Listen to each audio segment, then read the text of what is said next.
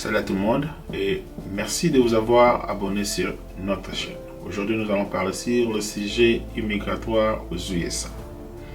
La question c'est de savoir pourquoi l'immigration américaine est-elle aussi compliquée aujourd'hui. Alors, l'immigration américaine est devenue un système très difficile à gérer parce qu'il est construit par beaucoup de lois anciennes. Et il y a aussi des contradictions historiques et des intérêts politiques opposés à ce système immigratoire. Pour comprendre cette complexité, il faut regarder comment le système s'est formé et pourquoi il ne fonctionne plus très bien aujourd'hui. Laissez-moi maintenant vous expliquer. Fungula Matoi Landa. Une histoire américaine à pleine de contradictions. Lorsque l'on examine l'histoire de l'immigration aux USA, on découvre immédiatement une tension profonde, presque fondatrice.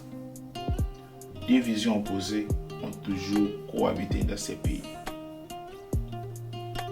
D'un côté, une nation ouverte, désireuse d'accueillir les travailleurs, de grandir, de se construire grâce à l'apport de nouvelles populations, c'est-à-dire les gens qui viennent.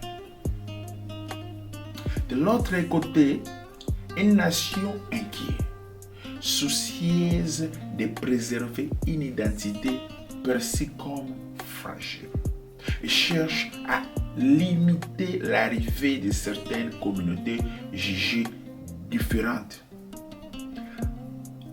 Pendant tout le 19e siècle et une grande partie du 18e siècle et 19e siècle, les États-Unis ont presque entièrement laissé leurs portes ouvertes, c'est-à-dire les gens peuvent venir et rentrer et sortir. L'objectif était simple: attirer le plus grand nombre pour bâtir un pays neuf, transformer un territoire immense et faire tourner une économie en plein essor. Mais à la fin du 19e siècle, le climat change.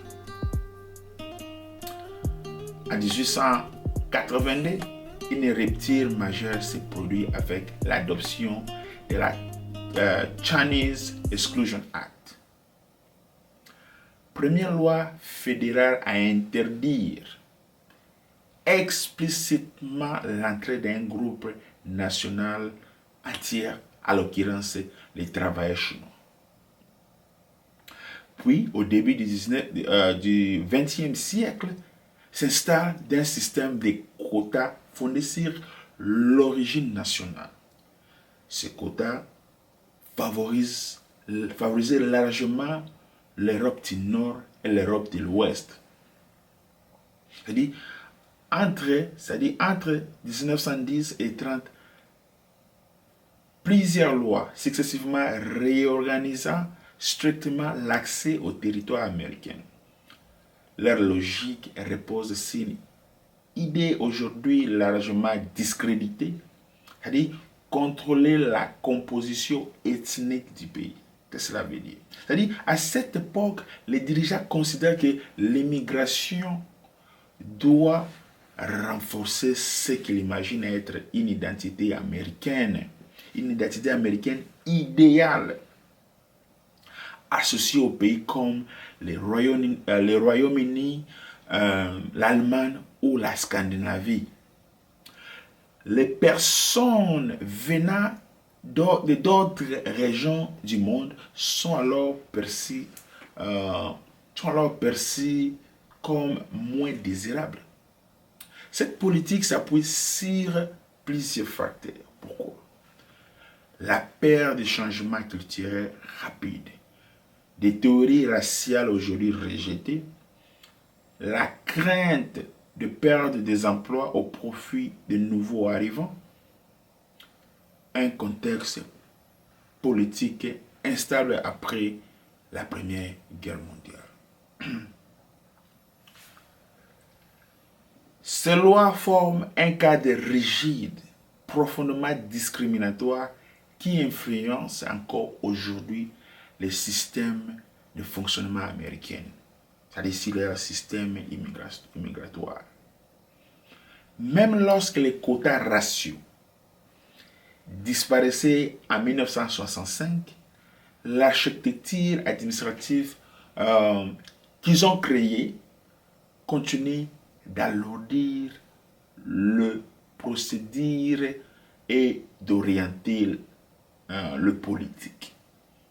C'est-à-dire, en 1924, la National Origin Act renforce cette logique en adoptant un système ouvertement discriminatoire hiérarchisé. Après la Seconde Guerre mondiale, un tournant s'opère. Les États-Unis souhaitent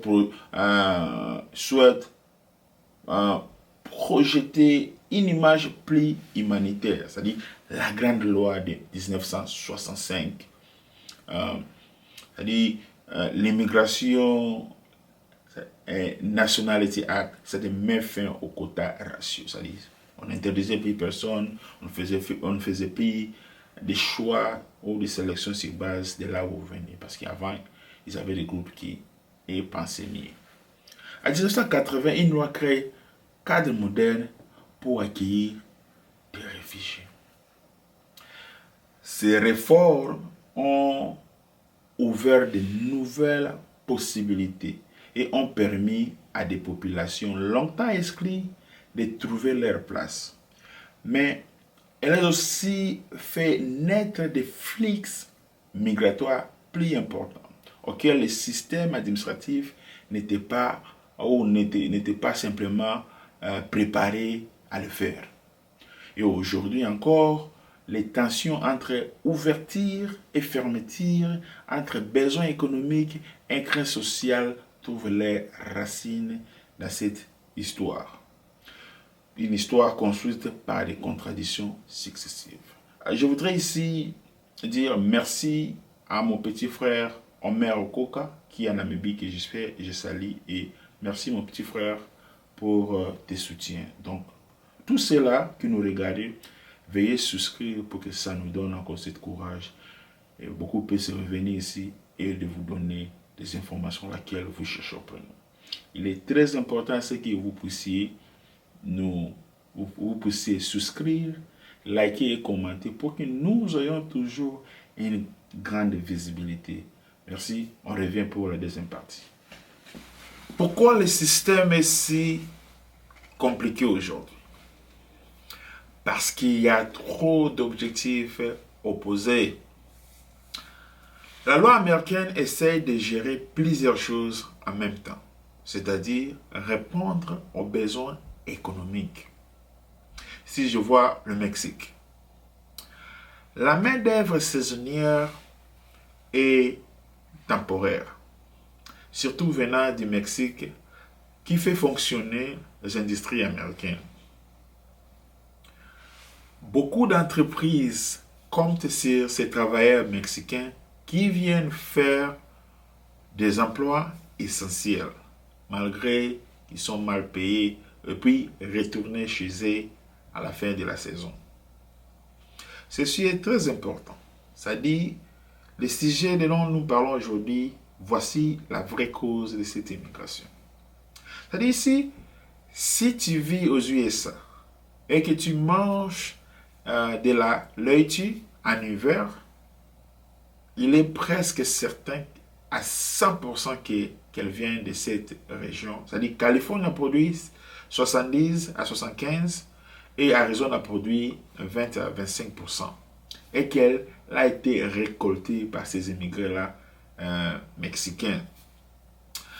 Faisons un peu une marche en arrière pour vous faire comprendre au début du 20e siècle. Du 20e siècle. À cette époque, des travailleurs mexicains viennent chaque saison aux USA pour travailler. Ce qui était complètement légal, mais dans les années 1960, tout change. le Congrès décide de faire un peu des retouches pour régulariser les immigrants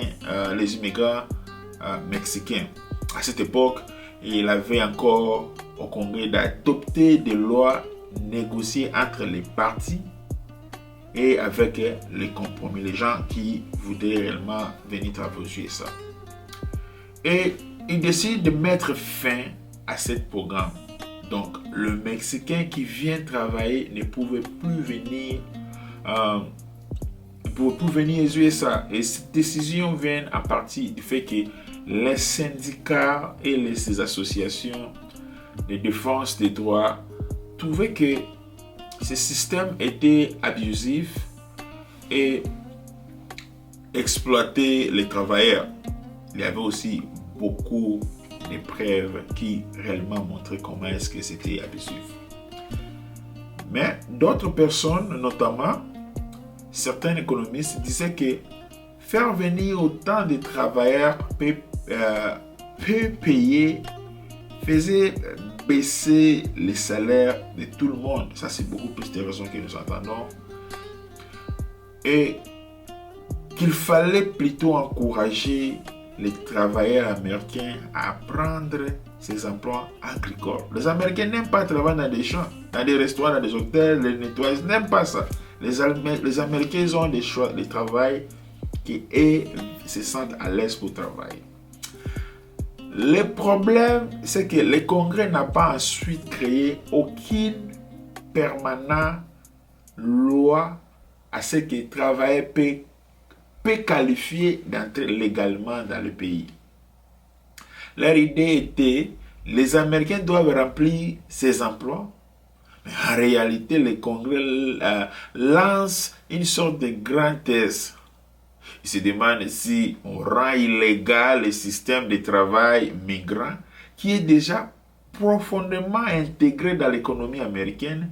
Est-ce que les gens vont arrêter de venir? Est-ce que les Américains vont prendre ce travail au sérieux? C'est-à-dire, ils vont commencer à travailler dans les emplois que les Mexicains travaillent. Les Américains ne feront jamais ce genre de travail. La réponse est non. Les travailleurs mexicains continuent de venir parce que les emplois existaient et existent toujours et que les fermes ont encore besoin d'eux. La différence, c'est que le mouvement n'est plus autorisé, mais c'est que, comme traverser la frontière devient désormais illégal, beaucoup de travailleurs cessent de faire, d'aller, vous savez, quand ils venaient et rentraient, c'est-à-dire, ils venaient saisonnement, mais ils faisaient plus cela. Mais quand ils venaient maintenant, ils décidaient de rester. Vous savez quel est le résultat? La population sans papier commence à augmenter au début des années 1970. À la fin des années 1980, il y avait environ 4 millions de personnes sans papier vivant aux USA. Beaucoup occupent le même type d'emploi qui les avait attirés au départ, c'est-à-dire les agricultures, l'hôtellerie, les nettoyages, les restaurants, comme nous voyons, c'est les Chinois qui viennent ici faire les restaurants. C'est-à-dire c'est le travail que les Américains n'aiment pas faire. Les Américains, ils ont le travail qu'ils aiment faire. Les Congrès voient cela comme un problème grandissant et décident alors de devenir plus strict avec l'immigration.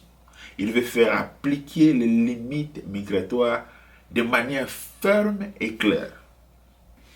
Dans les années 1980, 90, 90, il adopte plusieurs lois pour renforcer physiquement la longue frontière entre les États-Unis et le Mexique. Plus de barrières, plus d'argent, plus de moyens pour décourager l'entrée et encourager le départ. Merci, restez là. Nous allons maintenant aller sur notre dernière partie, ce qui est la sécurité. Ici, je salue mon ami Guilherme Lidiola et Moutonanzambe. Big up. tout cas, merci pour vous qui continuez toujours à nous regarder, continuez toujours à souscrire pour que nous puissions toujours avoir une grande visibilité. Et je remercie tous ceux-là qui se sont souscrits. Et je suis très content de votre souscription. Et voilà, nous continuons et nous allons continuer toujours à vous amener de bonnes choses à laquelle vous allez toujours commencer à imaginer. Les réfugiés. L'immigration aux États-Unis représente ou ressemble un peu à une maison avec 4 portes. Je peux m'expliquer comme ça. Donc chaque porte représente une façon légale d'entrer dans le pays. La première porte est pour les travailleurs très qualifiés, ceux qui ont des diplômes avancés. C'est difficile, mais c'est possible. Et je vois aussi la deuxième porte. La deuxième porte, c'est pour si vous avez une famille qui peut aussi vous parrainer. C'est-à-dire vous pouvez vous parrainer légalement comme nous le voyons souvent.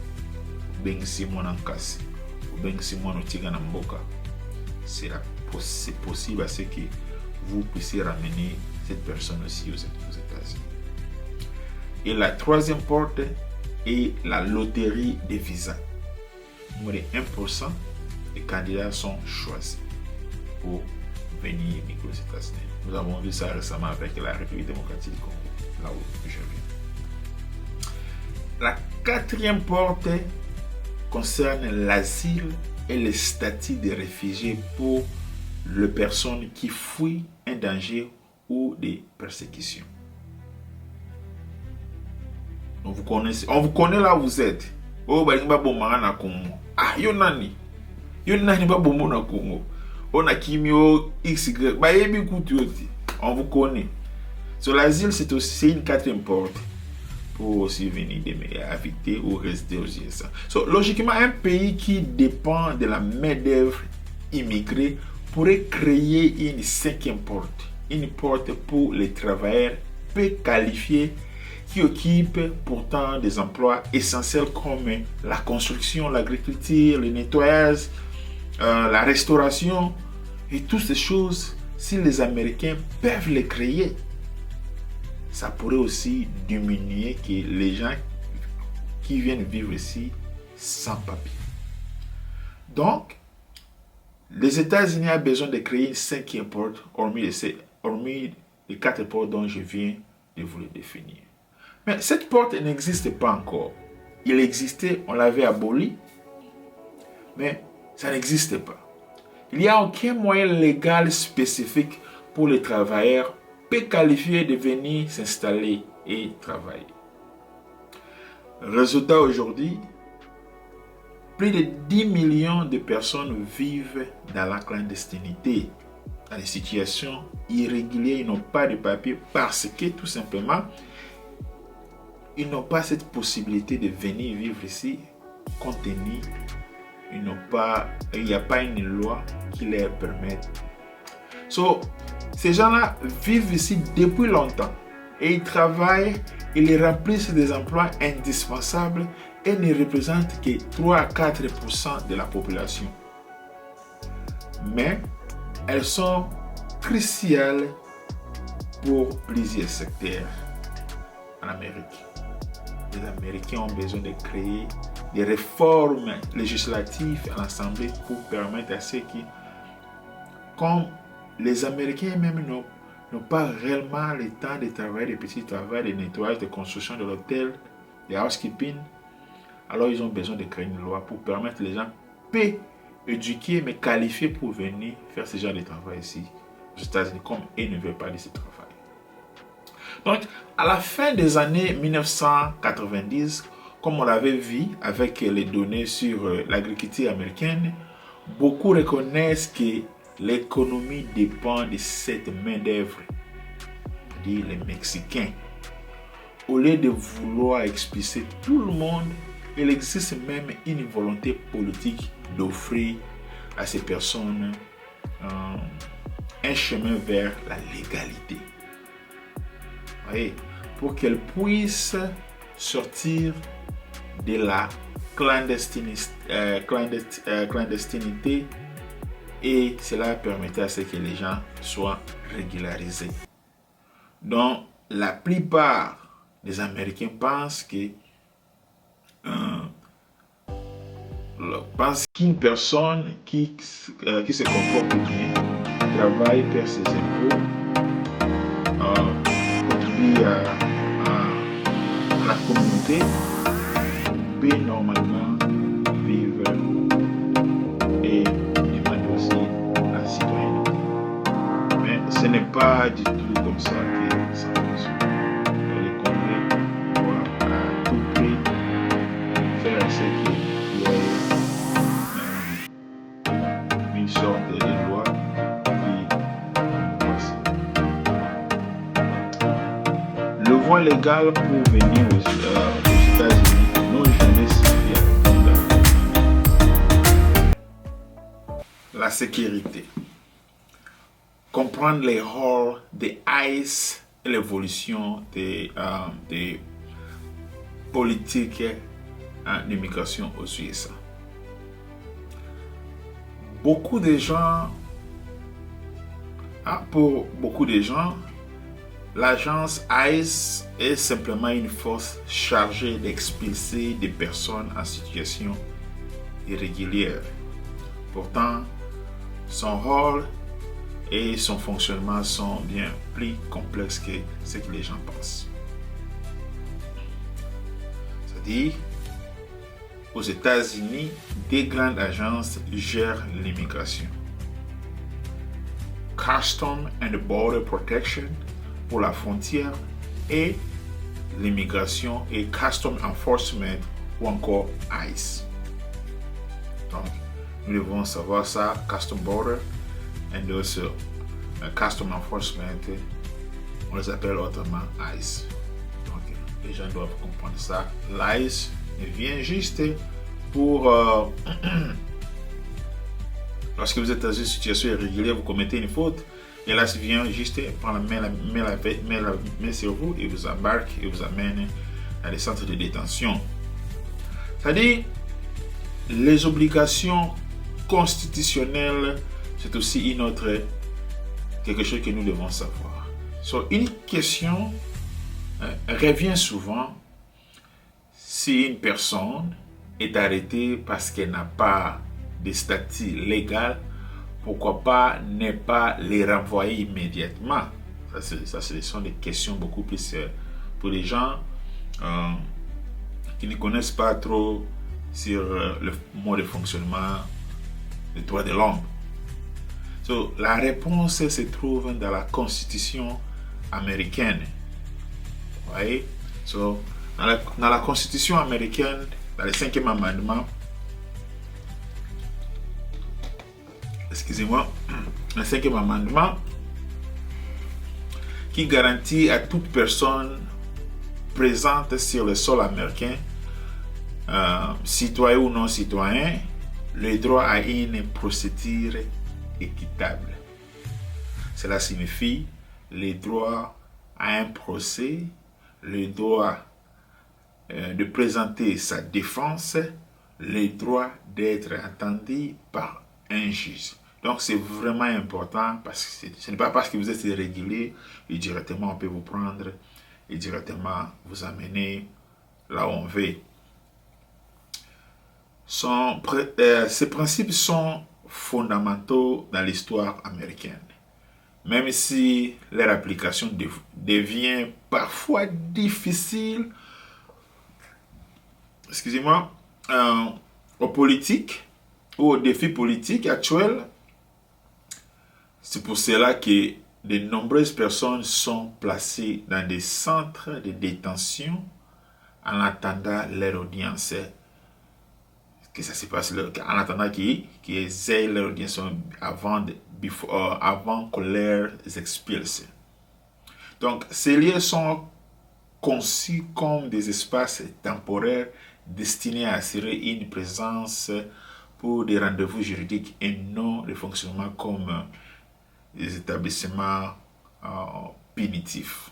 Donc, c'est important. L'ICE ou l'agent immigratoire ou l'agent de l'immigration américaine, lorsqu'il vous arrête, il ne vous arrête pas et puis vous envoie chez vous à la maison, il vous amène dans une institution, un endroit où à laquelle on va suivre les procédures parce que les droits américains, dans son 5e amendment, vous donne ce droit que vous soyez entendu par votre juge naturel. So, les années de Obama, loi et humanité. Sous la présidence du président Barack Obama, une phrase résume sa position. C'est-à-dire, pour Obama, nous pouvons être un pays de loi, un pays d'immigrants. C'est-à-dire, on peut avoir les gens qui viennent vivre chez nous, mais nous devons aussi faire savoir les lois. So, Obama il souhaite moderniser la loi afin de créer un chemin stable vers un statut légal. Mais en parallèle, il insistait sur le respect strict des règles existantes, c'est-à-dire la loi, suivre la procédure, la forme, parce qu'Obama lui-même, c'était aussi un juriste. Il a travaillé aussi dans le Congrès américain comme un sénateur. Et c'est ce mélange qui lui a valu le surnom de Deporter-in-Chief. C'est-à-dire, c'est le chef de déportement, c'est lui qui déportait les gens qui, des fois, déportaient, vous amenaient chez vous. Car son administration a précédé à un grand nombre d'expulsions. Toutefois, la priorité était claire, cibler les personnes représentant une menace réelle pour la sécurité publique. C'est-à-dire, Obama ne ciblait pas tout le monde, tout celui qui y trouvait, mais il ciblait tout celui qui présentait comme une menace au territoire américain. Donc, Obama insistait souvent insistait à ce que les gens respectent ça. Il concentrait souvent ses efforts sur les criminels, pas les familles, sur les délinquants, pas les enfants. Comme nous voyons aujourd'hui, on déporte les enfants, la famille, on ne se tient pas compte de qui. Il suffit que vous soyez un immigré sans papier pour vous déporter. À l'époque d'Obama, ce n'était pas comme ça. Il ciblait beaucoup plus les gens dangereux et il ciblait toujours les délinquants afin de les porter. So, l'évolution de l'opinion publique et la montée de la peur en ce qui concerne les immigrés aux USA. C'est-à-dire, à partir de 2019, un changement notable apparaît dans les sondages. Que dit le sondage? Environ 15 à 20% des Américains croyaient que les immigrants légaux représentaient un risque majeur de criminalité. C'est d'après, c'est pas où ils ont pris. C'est-à-dire, dans les sondages, c'est-à-dire les télévisions qui peuvent faire n'importe quel sondage. Et en 2024, ces chiffres grimpent à près d'un tiers de la population. Une nouvelle expression s'impose alors dans l'espace médiatique, c'est-à-dire le crime des migrants. Et je pense que vous avez suivi avec une chanson qui était « They eating the dog, they eating the cat », c'est-à-dire qu'ils mangeaient les chiens, ils mangeaient les chats ou les chiens. Ce sont les immigrés. Donc, ils faisaient même allusion à d'autres frères de l'autre côté qui mangeaient les chiens et les cats. Le public est exposé à une succession de reportages présentant des affaires graves impliquant des personnes en situation irrégulière. Ces cas existaient, mais ils ne reflètent pas la réalité globale. C'est-à-dire, vous savez, les médias ici, quand ils vous soutiennent, no matter what, ils vont prendre seulement quelque chose qui ne sont pas pour vous et vous collez ça. On dit en anglais label. They're going to label you to make you look crazy, to make you look bad. Ce qui n'est pas vraiment bon. Car lorsque l'on étudie les données scientifiques, les résultats sont très différents. Oui. les immigrés sans papier sont moins susceptibles de commettre le crime que les citoyens américains pensent. Faux et archi-faux. Ils ne commettent pas de crime, ils ont peur, ils sont venus ici pour eux. Pourquoi quelqu'un qui vient chercher la vie ici, qui n'a pas de papiers, pourquoi réellement vous pensez que ces personnes-là viendraient pour commettre des crimes? Il y a des cas d'exception, mais je ne pense pas que ceux qui viennent ici pour chercher la vie feront cela. Ils sont environ 2 fois moins présents en prison. Ils commettent moins de crimes violents.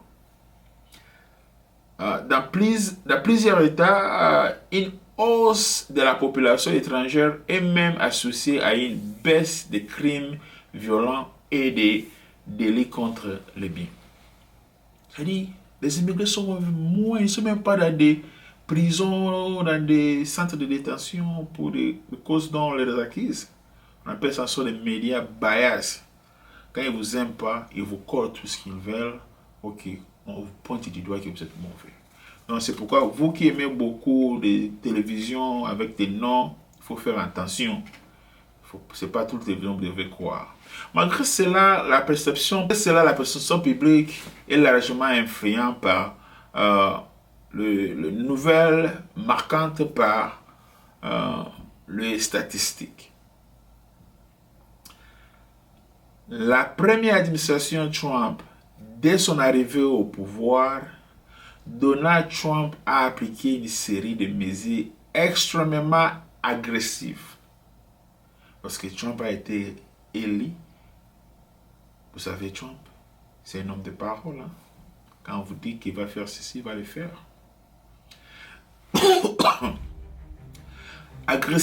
Mesures extrêmement agressives, déclaration d'un état d'urgence à la frontière. Il envoie des militaires sur place à la frontière. Il suspend des programmes de réfugiés et l'utilisation d'une loi ancienne de guerre pour expulser les membres des gangs. Il utilise même une tactique de guerre pour seulement expulser les gangs. Et facilitation de la déportation sans procès en exploitant des faits juridiques. Procédé construit souvent avec le 5e amendement, mais avec Trump, ces mesures n'étaient pas réellement suivies comme ça devait être suivi. Parce qu'il voulait à tout prix ce que les gens aillent. Donc, fin de protection pour des centaines de milliers de personnes, annulation de certains visas étudiants et création d'une prime de $1000 pour encourager l'autodéportation. Si vous voulez partir, on vous donne $1000. Au cas où vous ne voulez pas, vous allez commencer à payer $1000 dans votre séjour si vous êtes irrégulier. C'est-à-dire, ils vous offrent $1000 si vous voulez rentrer. Mais si vous restez et que vous êtes irrégulier, lorsqu'on vous déporte, on vous trouve et votre séjour compte $1000. Et chaque jour $1000. Donc, Donald Trump, son objectif a été clair, expulser 1 million de personnes dès sa première année. Donc pour M. Trump, c'est une année, il doit expulser au moins 1 million de personnes. Mais un obstacle majeur s'est présenté. C'est-à-dire les gens qui venaient en groupe, en masse, dans des barrières, et ces gens ne venaient plus. Les arrivées à la frontière avaient fortement diminué. A diminué pour atteindre l'objectif, c'est-à-dire pour Trump, pour atteindre son objectif, l'administration devait donc cibler l'intérieur du pays. Ce qui signifie utiliser massivement les ICE. Vous savez, Obama a utilisé les ICE où il déportait les gens qui étaient à l'intérieur dans des situations irrégulières. Alors Trump, quand il est venu, il avait l'idée de déporter tout le monde qu'il trouvait aux alentours des USA. Mais cela n'a pas pu se faire de cette façon. Alors il utilise d'autres manières. Alors il va à l'intérieur. Intensification des opérations. Les agents fédéraux commencent alors à mener des opérations dans de nombreux lieux, y compris des écoles, des églises qui étaient auparavant considérées comme sensibles. Alors Trump menait il envoyait les agents pour aller chercher ces gens qui étaient irréguliers dans des places pareilles. C'est pourquoi je vous ai dit que non. Ils connaissent là vos habitudes. Il faut faire attention quand vous êtes dans une situation pending. On ne connaît pas votre statut. Il faut faire attention avec des crimes, des choses qui peuvent vous coûter cher. Donc, restez, conduisez prudent. Soyez prudent lorsque vous conduisez. Donc, Trump a envoyé les gens pour aller chercher des gens partout où c'est trouvé pour les débloquer. Les discours publics du gouvernement insistaient fortement sur la criminalité. Meurtrières, trafiquants, criminels violents, gangs, menaces de terroristes. Ils utilisaient des mots à laquelle pour pointer tout simplement aux immigrés qui c'est pour cette administration. Les gens qui viennent de l'extérieur sont dangereux. Ce sont des criminels. Déjà ces gens-là aussi soit commis des sorts. Ils sont quand même des haines comme ça, je pense, contre les étrangers xénophobes. C'est-à-dire, pour soutenir cette politique des États-Unis dans l'administration de Trump, il débloque une somme vraiment colossale. Il met une disposition d'argent vraiment beaucoup pour le permettre à atteindre son objectif dans une année au moins expressé 1 million de personnes. D'après l'histoire, c'est l'une des périodes les plus coûteuses de toute l'histoire moderne en matière d'application des lois sur l'immigration. C'est-à-dire, les montants que Trump a mis à l'administration pour seulement refouler les gens, c'est tellement beaucoup. Depuis que les États-Unis et les États-Unis, on n'a jamais eu tel budget pour tout simplement l'immigration. Ces dépenses dépassent largement le budget militaire de nombreux pays du monde. Donc, vous voyez, allez-y comprendre comment est-ce que le président Trump est vraiment objectif. Il est vraiment déterminé à ce que les gens ne viennent plus aux USA s'ils ne sont pas réguliers et que les gens doivent rentrer chez eux parce qu'ils sont irréguliers dans leur ici, lorsqu'ils sont irréguliers ici. Donc, merci pour votre temps. Je suis très content de vous savoir aussi, de vous avoir passé ceci. Et